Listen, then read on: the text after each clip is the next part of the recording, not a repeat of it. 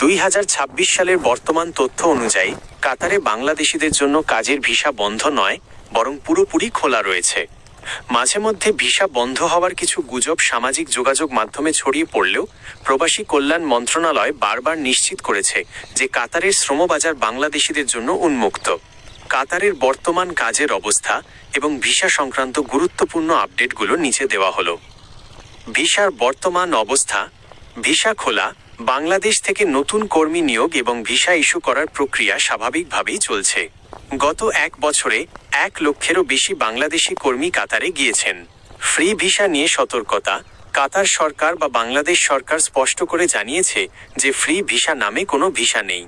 যারা এই নামে ভিসা বিক্রি করে তারা মূলত প্রতারণা করে। কাতারে যেতে হলে অবশ্যই নির্দিষ্ট কোম্পানির আন্ডারে ওয়ার্ক পারমিট নিয়ে যেতে হবে। 2. কাজের চাহিদা ও বেতন।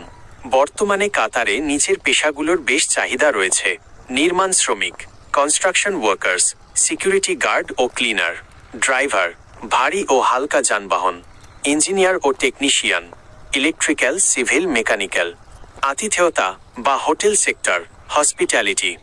বেতন। কাতারে বর্তমানে সর্বনিম্ন মূল বেতন 1000 কাতারি রিয়াল। এর বাইরে খাবার ও বাসস্থানের জন্য কোম্পানি সাধারণত ভাতা প্রদান করে।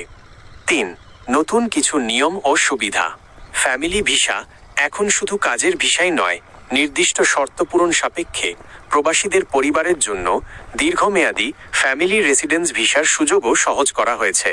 মেডিকেল ও প্রসেসিং ভিসা পাওয়ার আগে অবশ্যই ঢাকা বা সিলেটের কাতার ভিসা সেন্টার QVC থেকে মেডিকেল পরীক্ষা ও ফিঙ্গারপ্রিন্ট সম্পন্ন করতে হয়।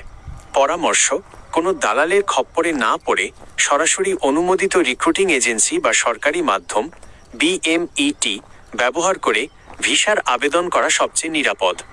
আপনি কি বিশেষ কোনো কাজের, যেমন ড্রাইভিং বা কনস্ট্রাকশন জন্য কাতারের তথ্য জানতে চাচ্ছেন?